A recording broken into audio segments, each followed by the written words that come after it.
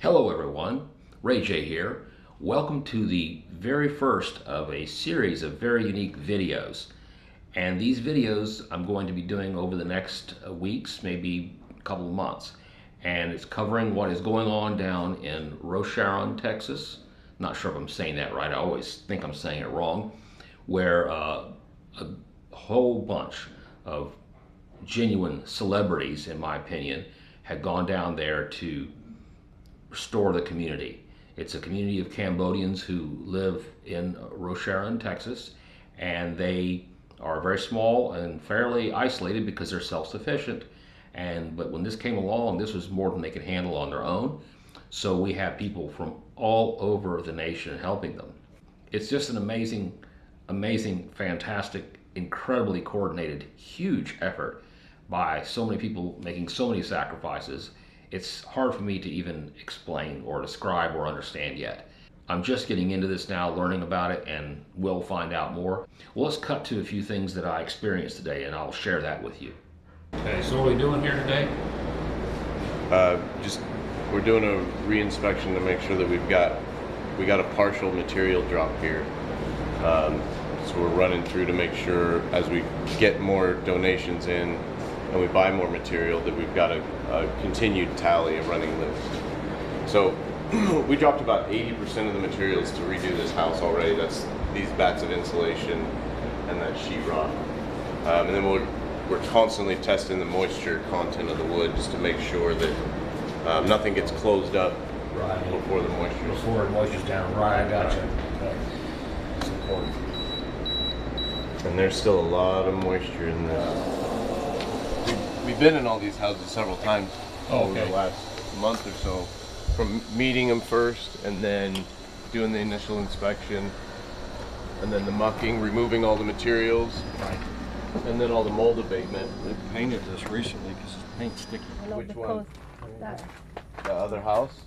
No, the house before, but the earthquake, you know, the right, like 2001, 2005, or something like that. Yeah, was that? Yeah, they took away. Was that Ike? Yeah. Hurricane Ike, yeah. Now this is the second time. Yeah, right here. It was that. It was that building. Yeah. That's where you're living before Ike. Yeah. And then that one they said no more. So then you built that one. Yeah. And here's high more than everybody, but still, you know. Yeah. All the water coming, one place stuck right there. It's so long. Yeah. Oh, it's a lot of numbers to get. Good morning. Okay, I love it. Okay. This is Don. SSG and wow. They're lucky they had tile floors. Yeah, I saw a couple houses had that. Anything else would be, oh wow, it doesn't smell good in here.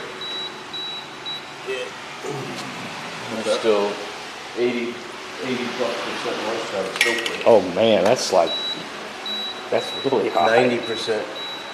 Wow. The elderly mother's on radiation and chemotherapy. Oh wow. And they were living in the house. The mom actually had to be relocated to a family member's house about 5-6 blocks this way. The rest of the family has been staying here. The dad was sleeping in the house. Has it been mucked out? It has, but he was still living in the house when there was still mold and whatnot. It's a little bit high, so now they increase the dose a little bit. With the medication. Yeah, so I went to pick it up for her yesterday. You were able to get it? Yeah, because I think, I don't know, maybe, I don't know what's wrong with that one, but. When you have those medication changes like that, you get a new medication, will you let either, you know Krista, right? The Yeah, nurse? Krista. Let either her or I know, because we have avenues to get medications usually a lot cheaper. So basically what SSG did is we were in the process of opening up our business. And Hurricane Harvey hit. We had a $2 million project. Hand me that book there, Jeremy. This project right here was $2 million sitting on our table, ready to go. And Harvey hit. And when the flood waters finally receded down enough where we could actually get into back to the shop, we found out that our shop was not damaged any. It didn't take on any flood water. And so But at that time, though, we also realized that there was a lot of people in trouble, a lot of people. And so basically what SSG did is they put the building up for trying to, we're going to turn it into a hub of some sort, try to help people. So I put a Facebook ad out, and it went around for a while. It circulated around for a few weeks, and then we were contacted by Confederate Writers of America.